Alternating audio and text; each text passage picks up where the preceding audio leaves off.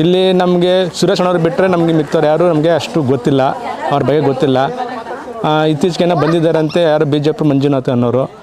ಅದ್ರ ಬದಲಾಗಿ ನಮ್ಮ ಸುರೇಶ್ ಅಣ್ಣವ್ರು ಇಲ್ಲಿ ಎಲ್ಲ ಕೆಲಸ ಕಾರ್ಯಗಳನ್ನು ಅಚ್ಚುಕಟ್ಟಾಗಿ ಎಲ್ಲ ಇದೇ ಪೂರ ಎಷ್ಟು ನಮ್ಮ ಆನೆಕಲ್ಲು, ಕುಣಿಗಲ್ಲು, ಕನಕಪುರ, ಆರೋಳ್ಳಿ ಎಷ್ಟು ಸೇರಿಕೊಳ್ಳುತ್ತೆ ಅಷ್ಟು ಎಲ್ಲ ಕೆಲಸ ಮಾಡಿಕೊಟ್ಟಿದ್ದಾರೆ. ಮತ್ತು ಅವರು ನಮ್ಮ ಗ್ರಾಮಕ್ಕೆ ಎಲ್ಲೇ ಹೋದ್ರೂ ಕೈ ಬೈಗೆ ಸಿಗ್ತಾರೆ ಅವರು.